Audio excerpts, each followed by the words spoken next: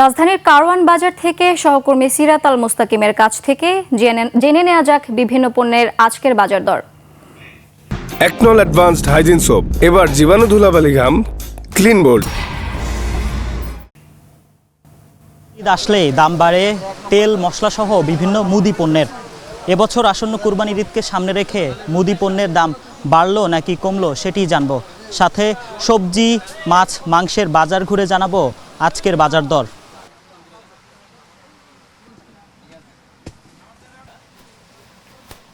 অন্যান্য বারের তুলনায় এবারের দামটা তুলনামূলকভাবে একটু কমই আছে আর কি। কোরবানি ঈদ উপলক্ষে মশলা যেভাবে বাড়ার কথা এইভাবে আসলে বাড়েনি।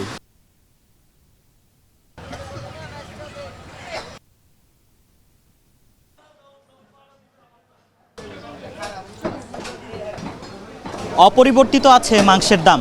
গরু খাসি এবং মুরগি যে দাম ছিল সেই দামই আছে। তবে দোকানিরা বলছে কুরবানির ঈদকে সামনে রেখে তারা ক্রেতা পাচ্ছে কম। ক্রেতা তেমন নাই, বেচাকিনি কম, দাম আগের মতোই আছে, দাম বাড়ে নাই।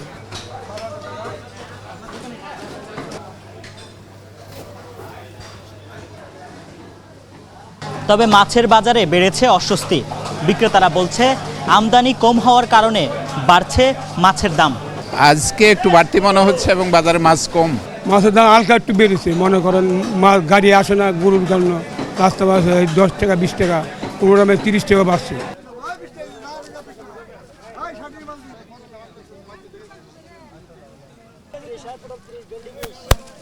তবে সবজির বাজারে ফিরেছে স্বস্তি। সবজির দাম ক্রেতাদের হাতের নাগালে। গত সপ্তাহের থেকে এ সপ্তাহে সবজির দাম কমেছে। পটল 30 টাকা, ভেন্ডি 20 টাকা, করলা 40 টাকা, পেঁপে 30 টাকা, কারকল 40, ধুন্দল 20, বেগুন 40, আম 30।